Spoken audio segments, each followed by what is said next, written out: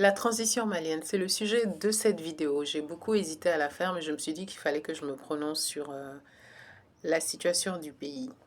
Alors aujourd'hui, 20 novembre, on peut dire que tout le Mali, ou en tout cas tout Bamako, est suspendu au sort du PM depuis qu'il a eu l'audace de faire cette sortie pour critiquer les autorités. Est-ce vraiment une critique ou est-ce plutôt un trop-plein, un débordement et un besoin de s'exprimer face à ce qui apparaît comme une impasse politique en fait, ce qui apparaît comme une perte de légitimité face à la situation du Mali.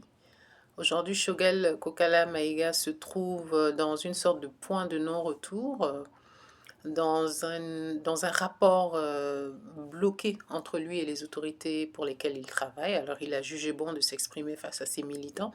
On le sait, c'est un véritable animal politique, c'est quelqu'un qui sait haranguer les foules, qui sait s'adresser aux Maliens et qui, lorsqu'il le faut, est prêt à monter au créneau, quels que soient les risques pris. Et à mon avis, c'est ce qu'il a fait. Quant à sa démission, beaucoup réclament sa démission. Il y a eu des manifestations, des gens qui sont sortis. Le personnage lui-même n'est pas prêt à démissionner. Par contre, est-ce que les autorités sont prêtes à lâcher Choguel, à le limoger? Sachant sa capacité d'opposition, sachant sa capacité mobilisatrice, sachant sa capacité de s'exprimer face à une foule, est-ce qu'ils veulent avoir en face une opposition montante ou plutôt continuer peut-être de trouver la meilleure manière de fonctionner avec lui en tant que Premier ministre et chef de l'exécutif?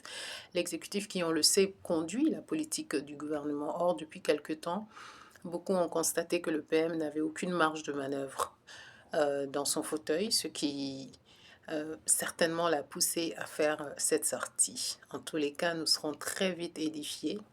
Nous serons très très vite édifiés sur la suite de cette transition qui, quelque part, est un petit peu bloquée, piétine un peu, avec tous les délais et notamment celui de l'élection présidentielle qui devait se faire depuis février.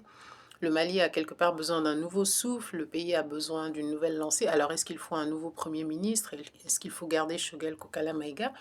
Les autorités, en tout cas, doivent prendre des décisions pour la bonne marche du pays. Le pays doit avancer malgré les divergences entre un Premier ministre et un président de transition, malgré les divergences avec les partis politiques.